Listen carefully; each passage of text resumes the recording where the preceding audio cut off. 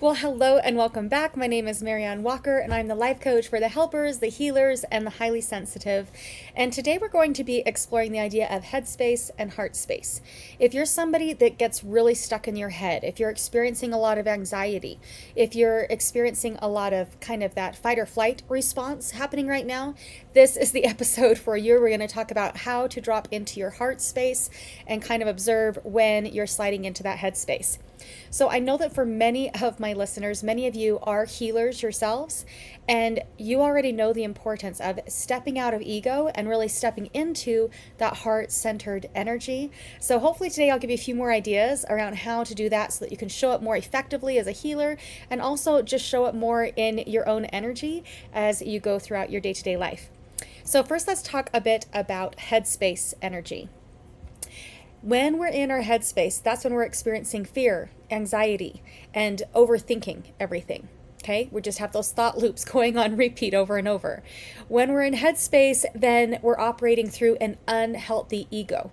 This leads to stress. It leads to trying to control things that are actually outside of our control. And it also leads to judgment. This is when you're going to be experiencing a lot of should statements. Either they should be doing this or I should be experiencing this. There's kind of a lot coming up in that headspace around that, okay? So some common signs that you're in headspace is you have heightened emotions. You're feeling extra defensive, or maybe you're easily offended. You're reacting instead of responding. You're justifying, reasoning, and defending rather than actually listening and receiving. You might be experiencing fear, anger, resentment, or judgment. Maybe you're taking things extra personally when really they weren't meaning it personally, or maybe you're struggling to receive from other people. This might mean struggling to receive their love, attention, affection, or even just struggling to receive feedback in general. It kind of creates this feeling overall of just not being good enough. Headspace also really negatively impacts the nervous system because when we're in our headspace, it's sending us into our fight or flight response, or sometimes our freeze response. Okay, so this is also known as hyper or hypo arousal. So when we're in hyper arousal, this is our fight or flight response. This leaves us feeling extremely emotional or unsafe or feeling overwhelmed. You might have racing thoughts, impulsivity, or poor judgment going on. Maybe you're overreacting or obsessing over problems. You might notice that your heart is racing and your mind is telling you, I am not safe right now. Okay, there might even be a disconnect where you're realizing consciously that, well, I know I am safe, but my body is in freak out mode and my body is telling me that I'm not safe right now. And so when this happens, then our prefrontal cortex is offline, meaning that it's going to be a lot harder to think clearly. It's going to be hard to separate out our feelings from our facts because we're going to assume that because I have big feelings around this, because I have a lot of anxiety around this, then this must be the truth. We think our feelings are facts, but that is not always the case, okay? So just notice if that's kind of where you're at. Now, some signs that you might be in hypoarousal. The hypoarousal is kind of the freeze part of the fight, flight, freeze, okay? So you might be freezing or you might be fawning, just trying to placate others, but you're not actually addressing what's going on inside of you. So if you're in hypoarousal, you might be feeling numb, drained, mentally foggy. Maybe you're feeling ashamed. Maybe you're feeling isolated or hopeless. Like, well, nobody's going to understand. I'm just going to shut down for a little while.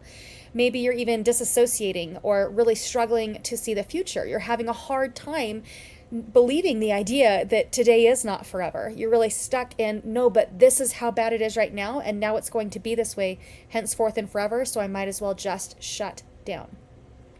So that's what the headspace is going to be creating for us. Again, it's that fight, flight, or freeze response, the hyper or hypo arousal. And that is remedied by shifting into our heart space. So our heart space is where we create that emotional safety. We feel more clear and calm. It's where our intuition lives. So signs that you're in your heart space, you may be feeling more centered and present. It's easier for you to just sit and hear someone's opinion without being emotionally triggered by them, right? You can actually hear what they have to say, receive what it is that is true, and also maybe reflect back, oh, well, that's interesting, and I can understand that point, and have you considered this idea? But it's not coming at it through that lens of defensiveness, but more a compassionate curiosity. In the heart space, we're better able to self-soothe.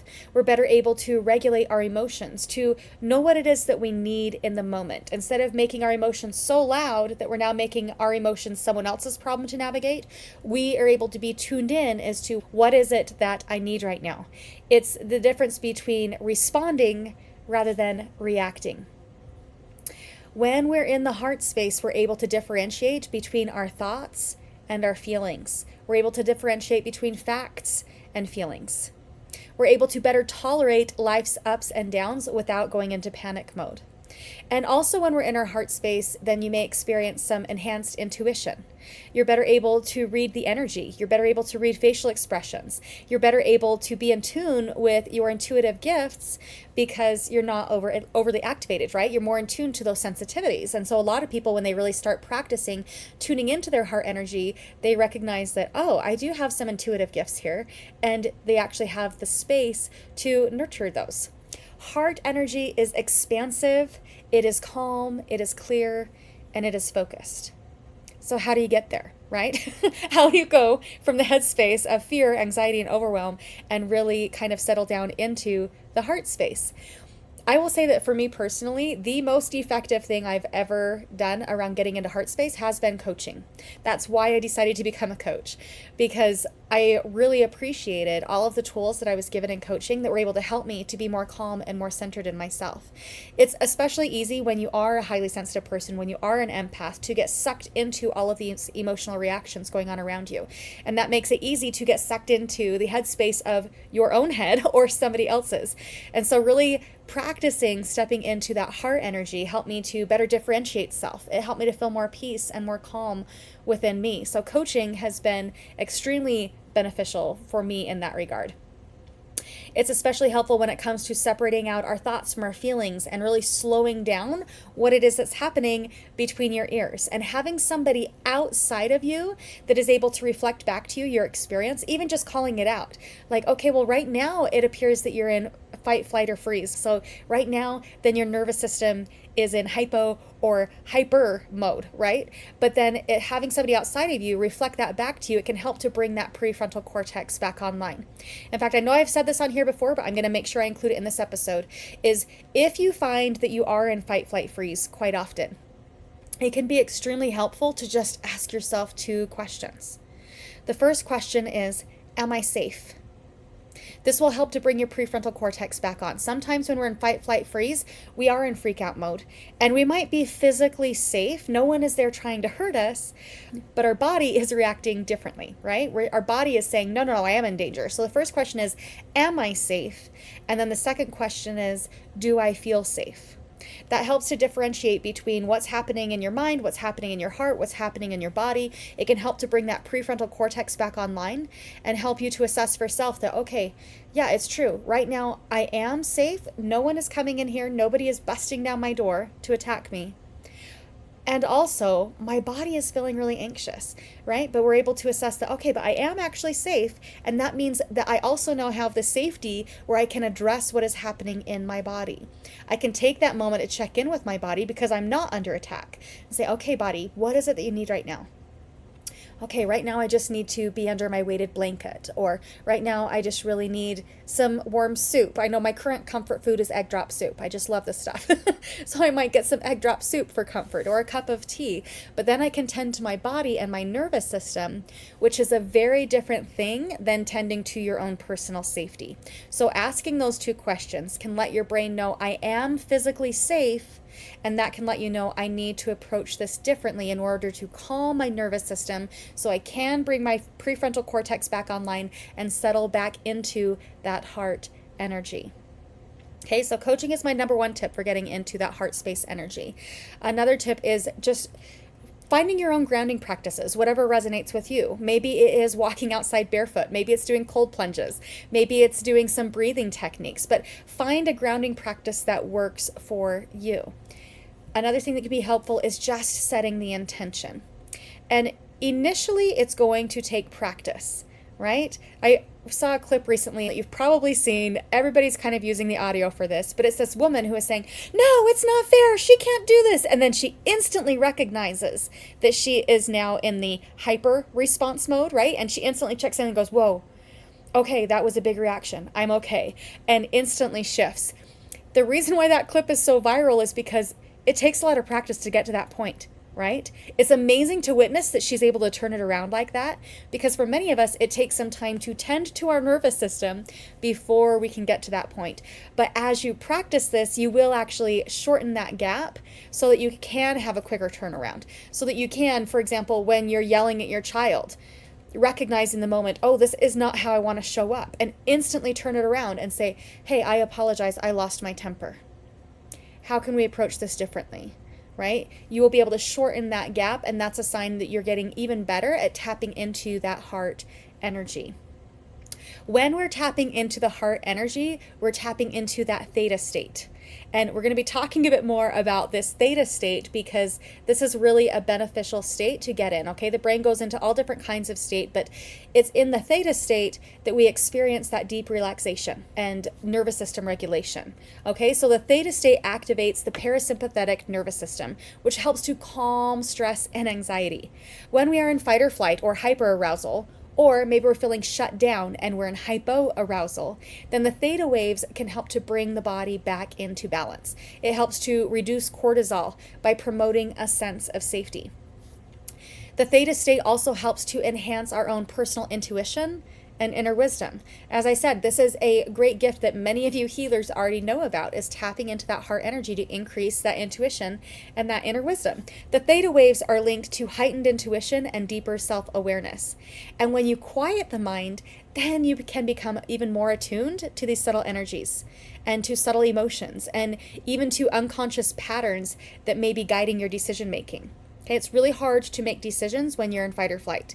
We want to react, and that isn't always helpful. So taking the time to really tune into your heart energy, get into that theta state, can help you to really think more clearly about what would be the most helpful way to respond right now rather than react. When we're in this heart space theta energy, it also helps to increase our own personal creativity, which also supports us in our problem solving, right? Creativity and problem solving are in the same realm here. It gets us to a place where inspiration and insight can happen. Many artists, writers, and visionaries, then they enter into the theta state when they're in that creative flow. So if you've ever had an aha moment while you're meditating or maybe right before falling asleep, then that is an example of this theta energy at work, or this heart energy at work. Okay, I'm kind of using those two interchangeably. It also helps to rewire the brain and recognize limiting beliefs and change them in order to support healing. So theta is where the subconscious mind is most receptive. This makes it an ideal state for shifting those limiting beliefs, for rewiring negative thought patterns, and engaging in more deep healing work. It kind of is essentially just letting our guard down so that we can change our default settings. Oftentimes our fight or flight response is, it's just kind of how we're made, right? That is our natural response. It's like, no, this keeps me safe. It's my body saying, hey, if I can recognize the danger, then I can keep myself safe. But then we're also constantly in a reactive state rather than just an active state, okay? So tuning into that heart energy can be really helpful here. So doing very simple things, like I said, come and work with me or work with another coach, right? So coaching is really helpful. Guided meditations and breath work can be really helpful. Visualization can be helpful. I like to combine the breath work with the visualization, and we're going to do that in just a moment here.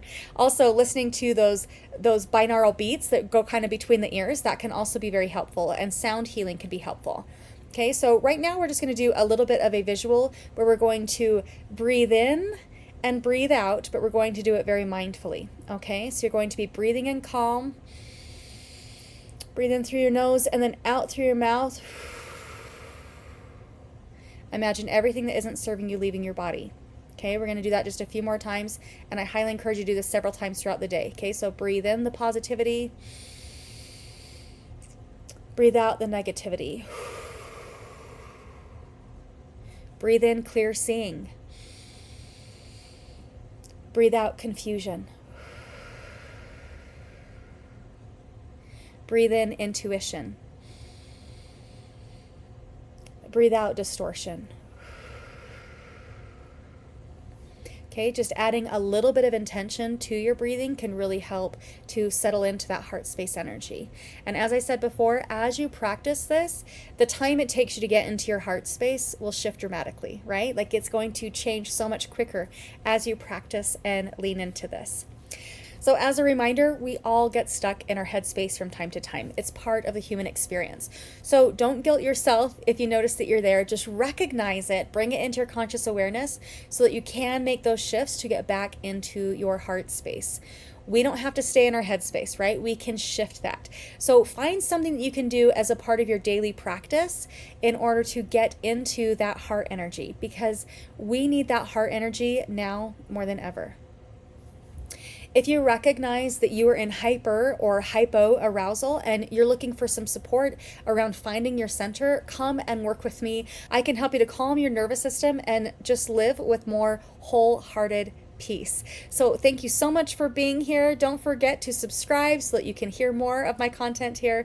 Also, come and check out all of my socials, all the links in the show notes. You know the drill. So come and check it out. I would love to connect on other platforms as well. All right, I hope you have a great week and let's talk soon. Bye now.